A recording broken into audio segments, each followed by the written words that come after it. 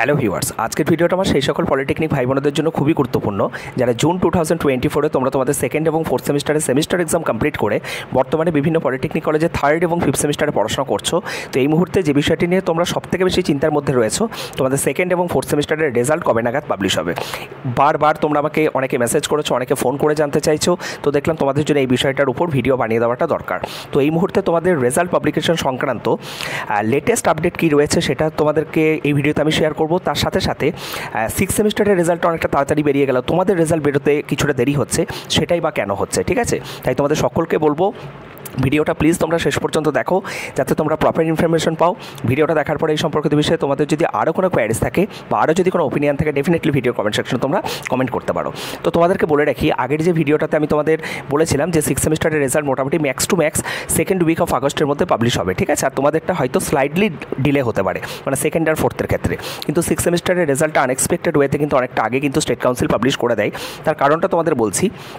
Six সেমিস্টারের রেজাল্টের ক্ষেত্রে, মানে রেজাল্ট পাবলিকেশনের ক্ষেত্রে যে ফর্মালিটিসগুলো করতে হয়, ফুলফিল করতে হয়, সেগুলো হচ্ছে তোমাদের internal marks submission, external marks submission, ঠিক আছে? তারপরে হচ্ছে তোমাদের যে আরের যে হিয়ারিং থাকে, সেই সমস্ত ফর্মালিটিসগুলো কমপ্লিট হয়ে যাওয়ার পরে যে কোনো রেজাল্ট পাবলিশ করতে স্টেট কাউন্সিলের কোনো বাধা থাকে না। তো তোমাদের সিক্স সেমিস্টারের ছাত্রছাত্রীদের ক্ষেত্রে কী হয়েছিল, মার্কস সাবমিশনটা কিন্তু অনেকটা আগেই কমপ্লিট হয়ে গেছিলো। শুধু যে কারণে আমি বলেছিলাম তোমাদের স্লাইডলি ডিলে হতে পারে সেটা হলো তোমাদের আরের হিয়ারিং। তো আরের যে লিস্ট যেটা স্টেট কাউন্সিল কনফিডেন্সিয়ালি পাবলিশ করেছিল এবং বিভিন্ন পলিটেকনিক কলেজগুলোকে ভেরিফিকেশনের জন্য পাঠিয়েছিল, সেখানে কিন্তু সিক্স সেমিস্টারের একজন স্টুডেন্টের কিন্তু নাম ছিল। তো খুব স্বাভাবিকভাবেই বুঝতে পারছো স্টেট কাউন্সিল সেই একজন স্টুডেন্টের রেজাল্টে শুধুমাত্র ওই পার্টিকুলার একজন স্টুডেন্ট আরে হওয়া স্টুডেন্টের উপর খুব বেশি ইম্পর্টেন্স দিতে চায়নি। তাই কিন্তু বাকি সমস্ত ছাত্রছাত্রীদের কিন্তু রেজাল্ট তারা কিন্তু তাড়াতাড়ি পাবলিশ করে দিয়েছিল, ওই পার্টিকুলার একজন স্টুডেন্ট ছাড়া, ঠিক আছে? ওই পার্টিকুলার একজন স্টুডেন্ট যার আরে হয়েছিল, তার এই যে সেকেন্ড এবং ফোর্থ সেমিস্টারের যে আরের হিয়ারিংয়ের যে ডেট দিয়েছে, যে ডেটটা তোমরা সকলেই জানো 9th of আগস্ট, ঠিক আছে? তো 9th of আগস্ট যখন আরের যে হিয়ারিং হবে, যেটা তোমাদের স্টেট কাউন্সিলের যে অফিসে যেতে হয় স্টুডেন্টদের, ঠিক আছে? তখন কিন্তু এই সিক্স সেমিস্টারের পার্টিকুলার স্টুডেন্টটাকেও কিন্তু যেতে হবে। টোটাল বোধহয় 27 জনের নাম ছিল, যার মধ্যে একজন শুধুমাত্র সিক্স সেমিস্টারের স্টুডেন্ট ছিল। তাহলে সিক্স সেমিস্টারের ওই পার্টিকুলার একজন স্টুডেন্টের ছাড়া বাকি সবার রেজাল্ট কিন্তু স্টেট কাউন্সিল কিন্তু পাবলিশ করে দিয়েছিল। তার কারণ ওই আরের হিয়ারিংয়ের জন্য যদি স্টেট কাউন্সিল অপেক্ষা করতো, তো সেক্ষেত্রে সিক্স সেমিস্টারের রেজাল্টটা কিন্তু অনেকটা ডিলে হয়ে যেত, ঠিক আছে? তোমাদের জিলেটের রেজাল্ট বেরিয়ে গেছে, কিছুদিন পর থেকেই কাউন্সিলিং স্টার্ট হয়ে যাবে। অনেকেই যেমন তোমরা বিভিন্ন জায়গায় জবের জন্য অলরেডি তোমাদের চলে এসেছিলো, ঠিক আছে? অ্যাপয়েন্টমেন্ট লেটার চলে এসেছিলো, তোমরা রেজাল্টের জন্য ওয়েট করছিলে। তো স্টেট কাউন্সিল বিষয়টা নিয়ে খুব একটা ডিলে করতে চাইনি, সেই জন্যই আনএক্সপেক্টেড ওয়েতে কিন্তু অনেকটা আগে তোমাদের সিক্স সেমিস্টারের রেজাল্ট কিন্তু পাবলিশ হয়ে গেছিলো। এবার সেকেন্ড আর ফোর্থের ক্ষেত্রে রেজাল্টটা স্লাইডলি কিছুটা দেরি হচ্ছে, কেন সেটা তোমাদের বলছি। দেখো, সেকেন্ড আর ফোর্থের ক্ষেত্রে তোমাদের যে সমস্ত মার্কস সাবমিশনের যে বিষয়গুলো, সেগুলো কিন্তু 31 জুলাই কিন্তু কমপ্লিট হয়েছে, ওকে?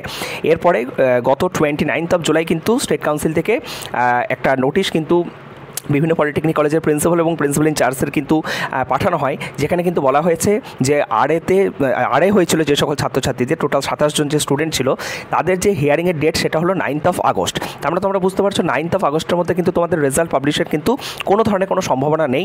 তো তোমাদেরকে আমি বলে দিচ্ছি, 9th আগস্ট যদি তোমাদের আরে যে হিয়ারিং সেটা যদি কমপ্লিট হয়ে যায়, তো তোমরা এক্সপেক্ট করতে পারো উইদিন 15th of আগস্ট, ঠিক আছে?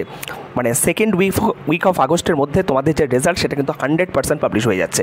কারণ মোটামুটি বিগত সেমিস্টারগুলোতেও দেখা গেছে আরেরটা হচ্ছে একদম তোমাদের রেজাল্ট পাবলিকেশনের বলতে পারো লাস্ট ফর্মালিটিস।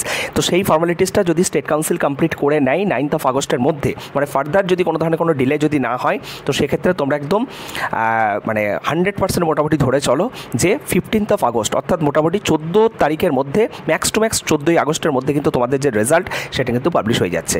তো তোমাদেরকে আরও কিছুটা কিন্তু অপেক্ষা যে করতে হচ্ছে, সেটা বলার অপেক্ষা রাখে না। সকলে ভালো থেকো, সুস্থ থেকো। এই মুহূর্তে অতিরিক্ত টেনশন না করে বর্তমানে যে সেমিস্টারে তোমরা পড়াশোনা করছো, সেই পড়াশোনাটাকে ভালো করে করো। Thank you.